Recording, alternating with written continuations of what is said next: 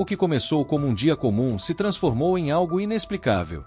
Sou cirurgião, e sempre acreditei em ciência, não em milagres, vida após a morte ou experiências extracorpóreas. Para mim, essas ideias eram apenas histórias inventadas para assustar crianças ou consolar aqueles que haviam perdido entes queridos. Mas tudo mudou naquele dia, o dia em que acordei no necrotério, ainda chocado com o que vi do outro lado.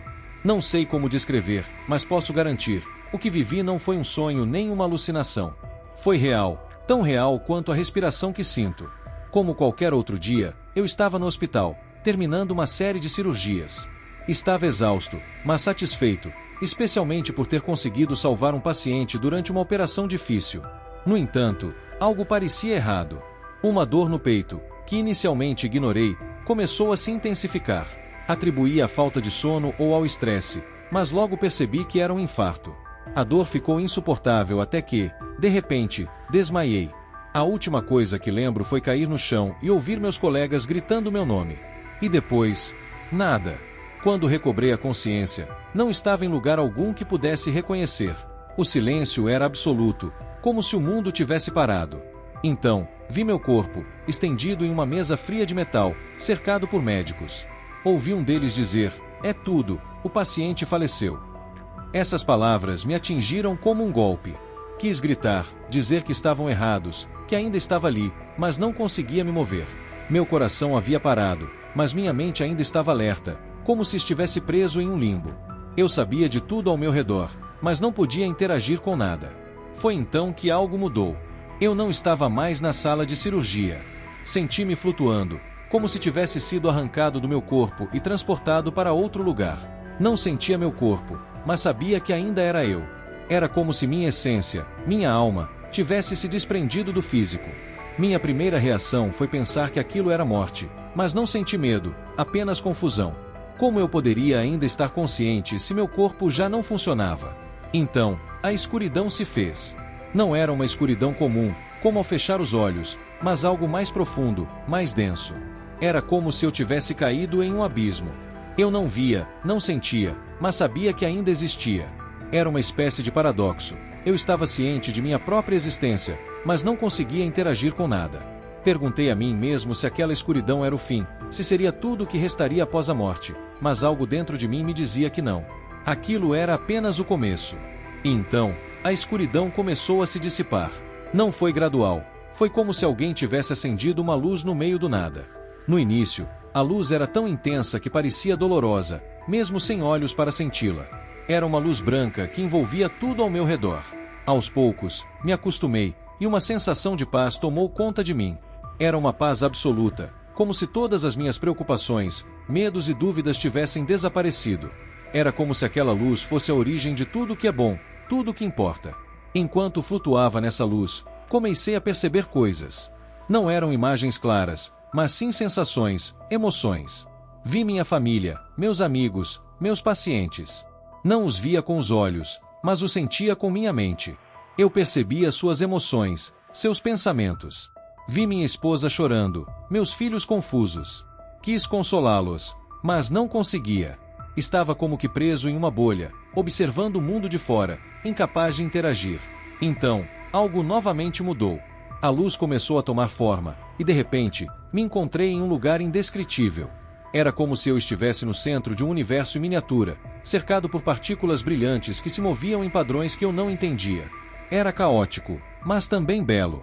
E foi ali que percebi algo profundo. Tudo está conectado.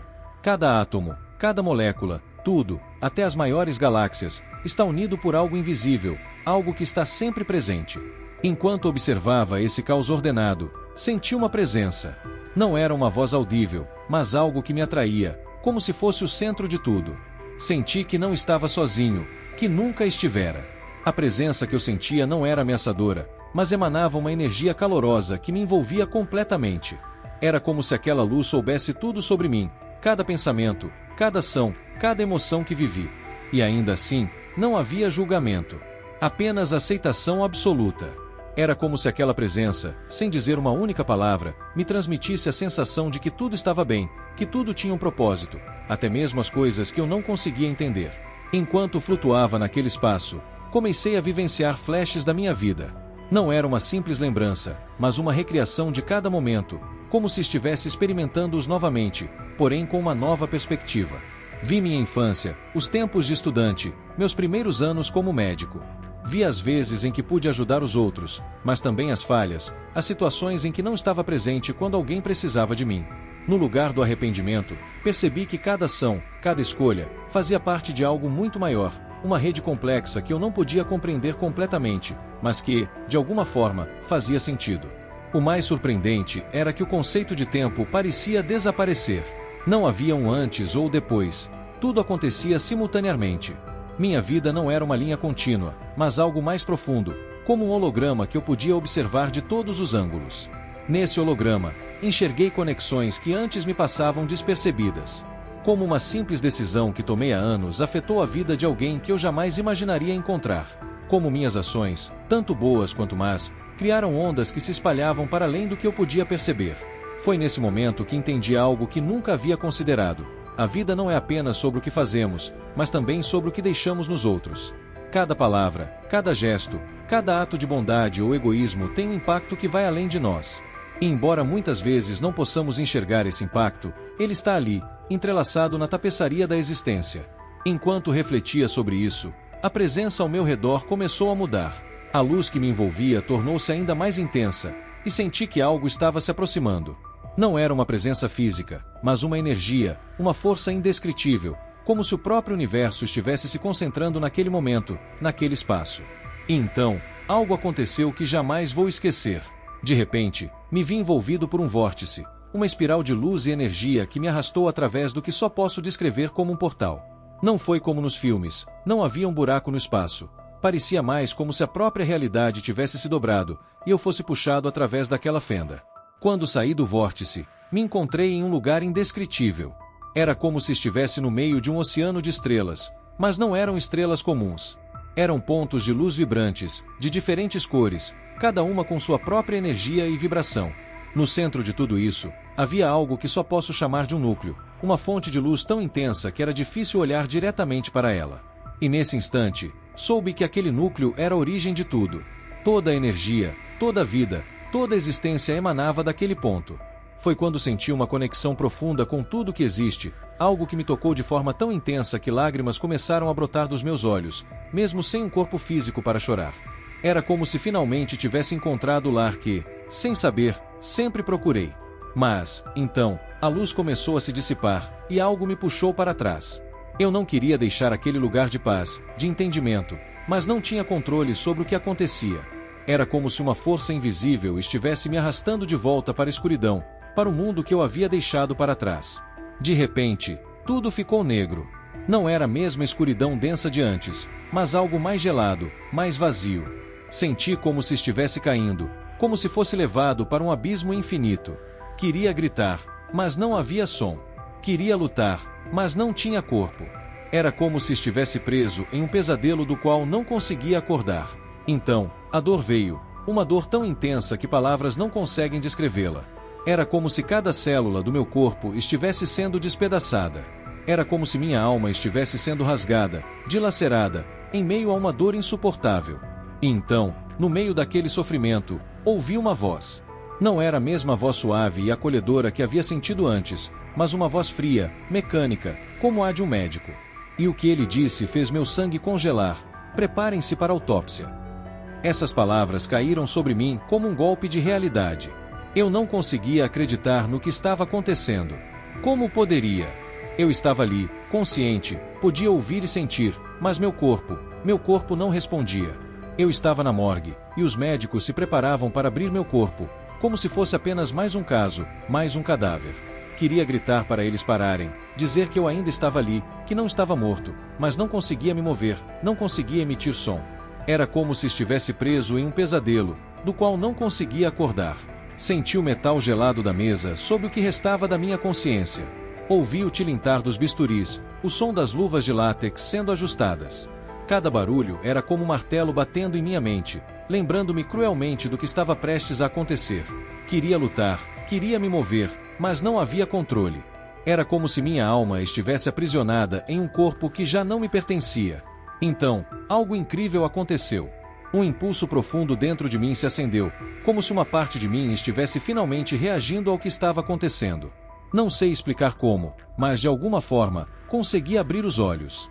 A primeira coisa que vi foi o rosto do médico, congelado de surpresa. Seus olhos estavam arregalados, e a mão que segurava o bisturi ficou suspensa no ar, como se ele não soubesse o que fazer. Meu Deus! Ele exclamou, recuando. Ele está vivo! Não pude acreditar no que estava ouvindo. Eu estava vivo! Como isso era possível? Tinha estado na morgue, tinha ouvido a declaração da minha morte, e senti o frio do metal contra minha pele. Como poderia estar vivo? Mas não havia tempo para questionar aquilo. A dor no meu peito era insuportável, cada respiração era um esforço tremendo. Sentia que me moviam, me transportavam para outro lugar, mas tudo parecia embaçado, como um sonho do qual não conseguia acordar. A próxima coisa que lembro é de estar em uma sala de operações, cercado por médicos e enfermeiros que trabalhavam freneticamente para tentar me salvar. Ouvi as vozes, as ordens, o som das máquinas monitorando meu coração, mas tudo parecia distante, como se estivesse assistindo a tudo de fora. Eu sabia que estava vivo, mas não conseguia sentir meu corpo. Não conseguia me mover, nem falar. Era como se minha mente e meu corpo estivessem completamente desconectados. Enquanto os médicos tentavam me salvar, minha mente começava a retornar. Lembrei de tudo que tinha vivido, tudo que tinha sentido naquele espaço entre a vida e a morte. A luz, a paz, a conexão com tudo que existe. Mas eu me perguntava, teria sido real? Ou teria sido apenas uma alucinação, um sonho criado pela minha mente desesperada para se apegar à vida? Eu não sabia, mas uma coisa era clara, eu não era mais o mesmo. Algo dentro de mim havia mudado de forma profunda, algo que eu não poderia ignorar. Depois do que pareceu uma eternidade, os médicos finalmente conseguiram me estabilizar.